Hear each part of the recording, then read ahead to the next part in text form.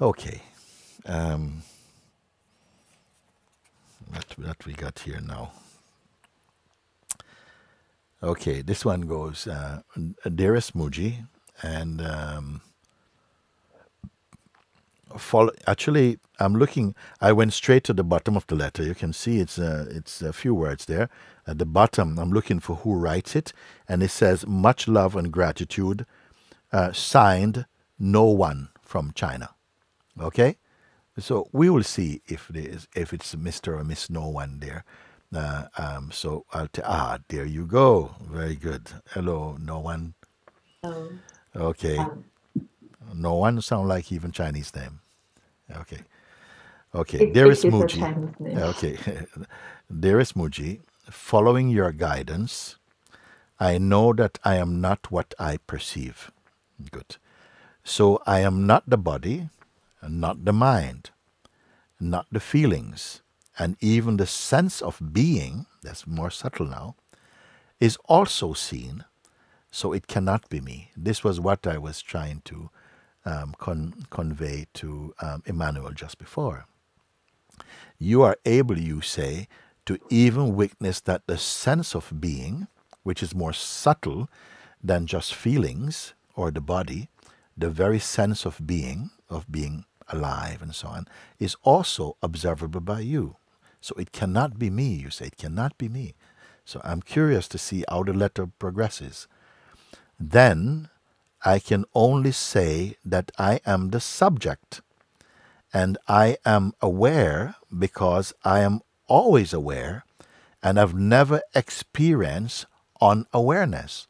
It's amazing. I have never experienced unawareness, because to experience, if there was something called unawareness, it would take awareness to experience unawareness. So, awareness cannot be wiped out by unawareness, because if you remove awareness, awareness remains. You cannot remove it, you see?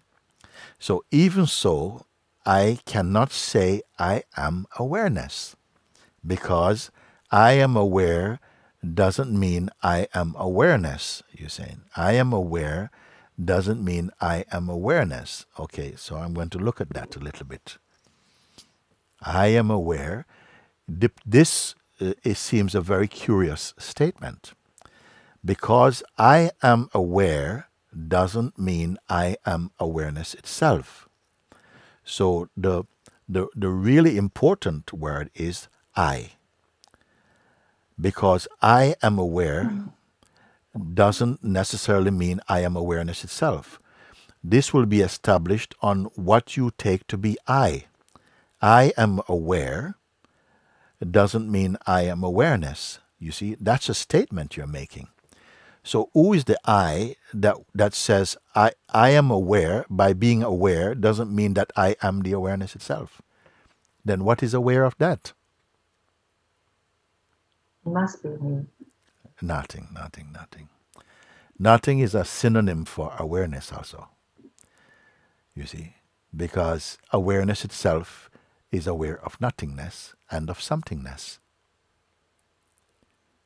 Let's just be quiet with that. I'll finish your letter, no? So, is awareness a function inside me, and I am still before that, is your question. Again, I read. So, is awareness a function inside me, and I'm still before that?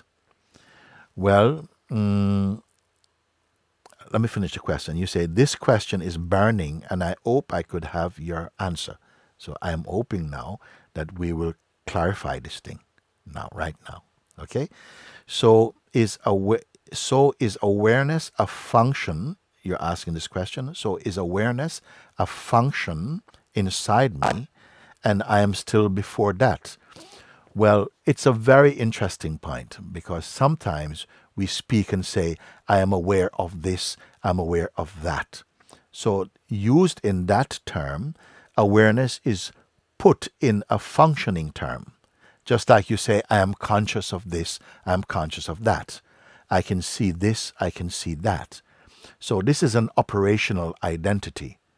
If I say, yes, I am aware that I am meditating, I'm aware even of the process of meditation. What is this I that says I am aware? Is it different from awareness itself? Is the I saying, I am aware of awareness? Can that which would claim I am aware even of awareness seems to indicate that there's another awareness? And there's only one awareness. So, by saying, so is awareness a function inside me, and I'm still before that? Well, if you use to say, I'm aware of this, I'm aware of that, this I naturally presents itself as being before awareness. I can watch my awareness, but you would be what? Unawareness? Can unawareness watch awareness? No. So you are then. So therefore, you must then admit that you yourself must be awareness to say that I am aware of awareness. So only awareness can be aware of awareness. There isn't. It's like awareness and infiniteness is same thing. So if something says, I am aware of the infinite, will that something, whatever it is, must stand apart from infiniteness? No, it cannot be outside of infiniteness, because then infiniteness would be limited. You follow? Yeah. So it is only a self-confirmation. I am myself the awareness. It's not two statement. For the first time, if you speak like that, you are speaking, but it's a non-duality. The subject is confirming the subject. It is not turning awareness into an object. Take a little moment. Take a moment on it.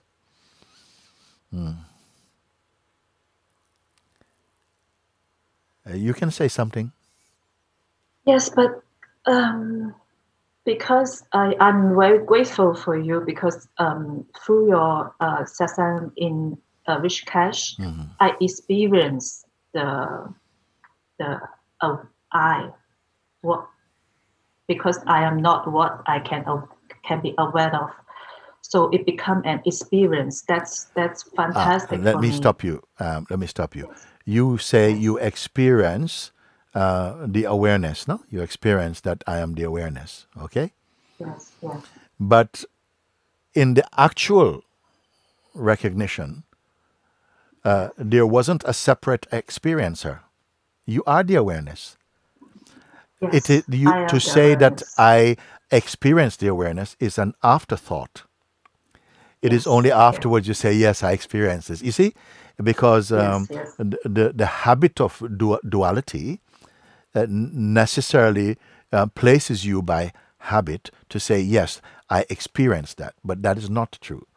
You are the awareness, and you are the self-awareness of awareness itself. It's not true. Yes, but I have one question. Is because why do I ask this question? Is because in the Chinese the Zen tradition, it is said that even consciousness is still not it. Yes. The absolute should be nothing. So even consciousness is not there. Yes. Let me explain. We use the word consciousness, and often we use either the word sometimes consciousness and sometimes absolute or absoluteness. Okay? So, normally when we use the word consciousness is more used to say like I'm conscious of. It's more when we say it is more close to the mind, consciousness mind. And awareness, sometimes by habit and culture, we say, I'm aware of. But when I'm speaking about awareness now, I'm speaking of absoluteness. Even though sometimes I talk and I say, yes, I'm aware of this, but in that context, I'm not referring to that functioning awareness as absoluteness. When I say I'm aware of, it could be the same as saying I'm conscious of. So that is what I call the dynamic functioning consciousness or awareness itself, meaning that it's used as a functioning, I'm aware of this or I'm conscious of this. But I'm using the term awareness or pure awareness as equating or synonymous with absoluteness. Now, you may say, but there's a confusion because I feel I am that awareness. You say, I feel I am that awareness. But at this moment when you speak, I feel I am this awareness, you're a little bit making use of a memory of an experience. A little bit sometime, you see? Even as you speak and say, I know that I am that pure awareness, that pure awareness is still here. You see? But it doesn't have to become a person to say that it is a pure awareness. It makes use of. I am aware. Yes. And I can never be unaware. That's the fact. Aha. And you indicated that earlier. Yes. But because of the reflex of when pure awareness, from pure awareness comes the movement of consciousness through the feeling I exist, and that I exist is a very powerful. It is like I sometimes refer to it as the child of the absolute. It's deeply connected with the pure awareness, but is the active awareness that says I, and it is not a person either. You see, the sense I am, is actually the dynamic consciousness. It is the consciousness out of which the world and the duality appears, and you can see this or that. But it has not yet just automatically become a person. A person is an extra bit of distortion or delusion when in that consciousness it believes itself to be the body rather than the function inside the body, the perceiver of the body. When it identifies itself with the body, then the sense of I am the body comes, and so there's even more distortion to the consciousness. Yes, so when I listened to your invitation, and when you ask, is it an object? I say yes. I think isness is an object for me because it is seen. It is? So maybe it is seen. I can see the sense of being. Yes, let me say something. This is a very interesting and important discussion right now. I will tell you why you feel you can see isness. Because you're using the mind, because you feel it's the mind that perceives isness. But when I speak about isness, I'm referring to isness as pure awareness itself. Which you also say you can perceive. You see? So you had said earlier also, but I to say that no, I cannot see the pure consciousness. Okay. I cannot. Yes, but you know that you are it. I am aware. Yeah. That's what I know. Yes. Because I am aware. Is that different from awareness itself? I am aware and awareness. You cannot say I'm awareness? I cannot tell. Yeah. I think. Yes, yeah. Because you see, by saying I'm awareness, you think that you automatically become a duality. But when the words come, because awareness cannot speak and say it's awareness. So, it can only speak with the assistance of consciousness, the dynamic aspect of itself, to say, I am the awareness. You see? Yes. So it's be careful of terminology and words. The one unchanging, you are aware that there's something here, we call a something nothing, which does not change. It is not affected. You are aware of this or not? Yes. Yes. That is awareness itself. Yes. So when I, in the invitation, and I'm directed in the isness, I just have no question. So, but when you ask, is it an object? And then the mind will come to say, "Oh no." Well, you call it the mind. I call it the pure intellect of the beingness itself. You call it the mind, and so because we have we put the mind in a bit of a dirty context. We can also say the pure mind. I can also say the natural mind, and consciousness is same thing. Oh, you see? no. So I no. No. I mean when you ask, is it an object? Yeah. And then I would say no. Yes. Because the isness is seen. Okay. So I don't know whether So that's the dirty mind or. So when the answer comes, I cannot answer. That is also perceived. Even when you're saying, yes, I cannot answer that as pure awareness, you see, even that answer is also perceived in pure awareness.